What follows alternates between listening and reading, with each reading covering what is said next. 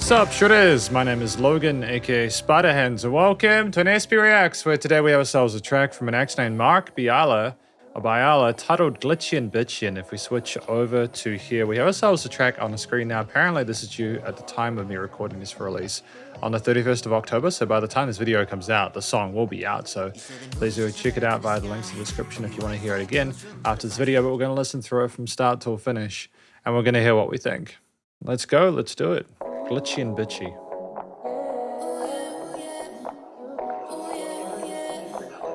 Inherent smoothness to it.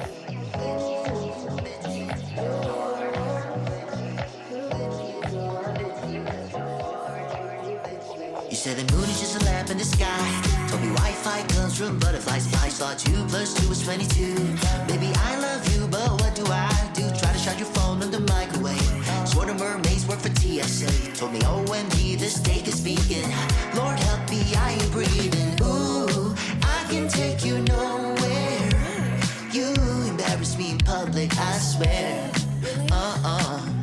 Talking about how clouds are made of dust. NASA called, they said please hush. Just great a sense of humor to it. I'll try not to interrupt too much, but just as we go through. How clouds are made of dust. NASA called, they said please hush. Ooh, yeah.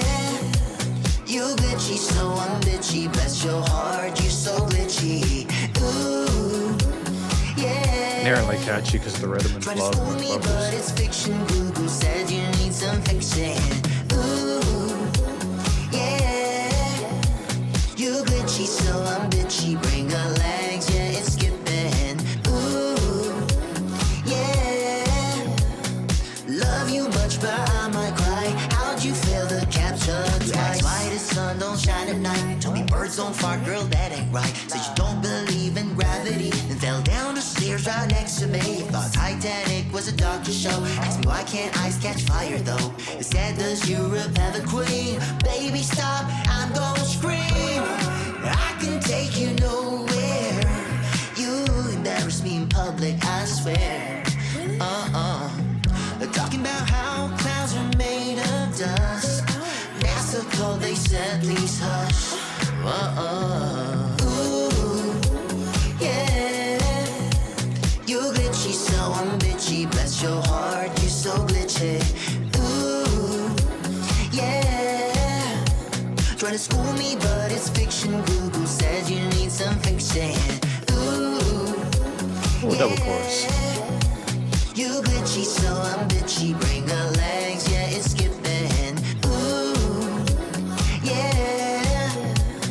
Love you much, but I might cry. How'd you fail the capture twice? Oh, bless your heart. Great switch up here with the halftime. You said it from your respect the ready. No, you spelled C-A-T with a K. Baby, why you this way? Ooh, yeah. You glitchy, so I'm bitchy. Bless your heart, you so glitchy. Ooh, yeah. Try to school me, but it's fiction. Google said you need some fixing. Ooh, yeah. Okay, some extra layers, that's good vocally. You glitchy, so I'm bitchy. Bring her legs, yeah, it's skipping.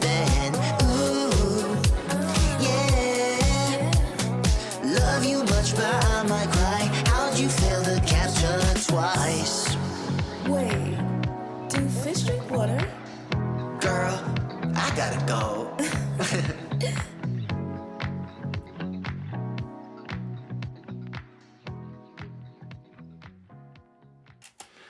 It was a really well-natured piece. I like that. I appreciate the sense of humor. You don't always get that nowadays. A lot of stuff that I suppose I've had sent through recently, a lot of it's very serious. So to have a sense of humor to it is really important, I think. It helps to stand out a bit, but we're going to talk about this track more in the conclusion. Because welcome to the conclusion of my review of this track from an act named Marc Biala, titled Glitchy and Bitchy. So what do we think this track is about? I think this track is about someone who is with this woman, and they're trying to make it work, but there are just a lot of really silly statements that are being made. a lot of questions, such as, again, do fish drink water?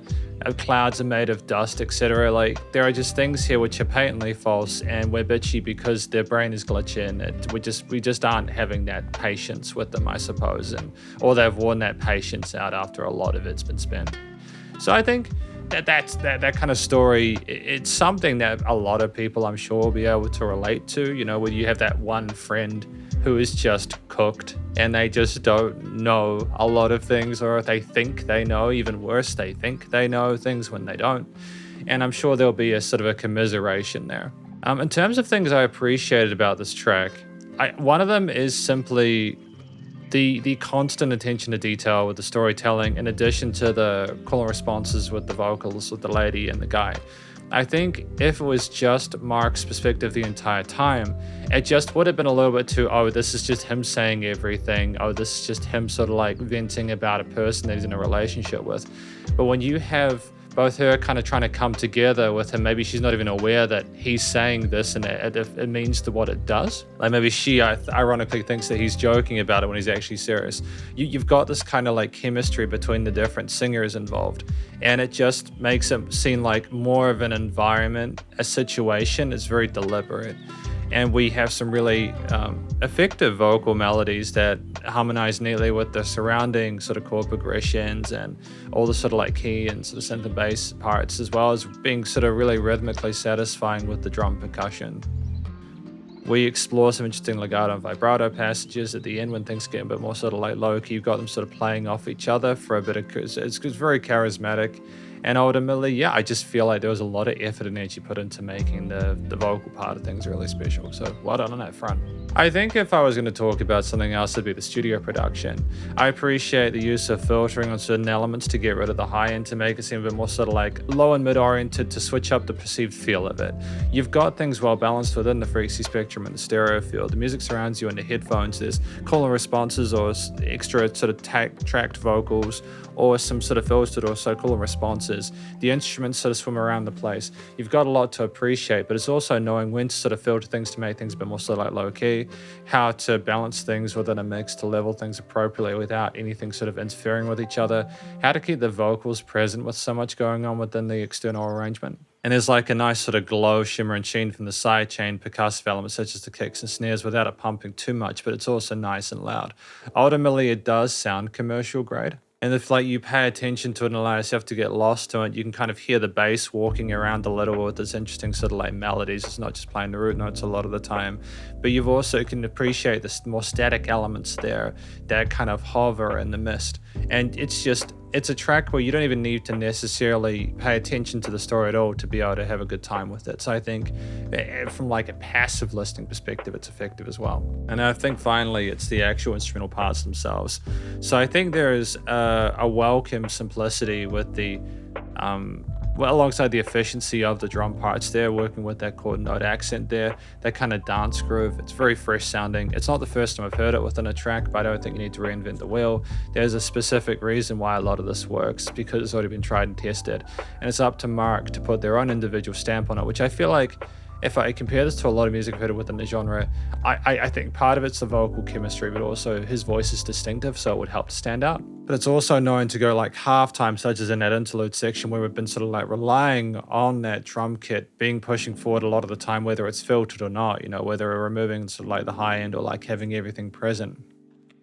There's just a great sort of slap to it as well, but we mess around with the main sort of 4 rhythms, quarters, eighths, triplets, and sixteenths in different parts. And like the bass doesn't just, again, as I mentioned, stick with the root notes, it works within the octaves as well. There's a lot of cool things happening in terms of the way that we do these note movements and work within the scales and modes present within the keys. It's got this kind of disco sort of aesthetic to it, styling, which I think gives it a real sense of groove there. And I think that makes sense within this. It's almost like you're with that person and they're embarrassing you at like a club or something like that. But incorporating more sort of like modern sort of like trap and hip hop elements then with those kind of like clicky kind of hi-hats and stuff like that. And that interlude there was just a nice way to bring some more contemporary stylings into that disco theme. So it's a nice blending of different ingredients. And it's just this kind of mesmerizing feel to the keys as well, da-da-da-da-dum, da-da-da-da-dum. I'm pretty sure they're sevenths, and they add an emotional complexity, but they also just sound really cool.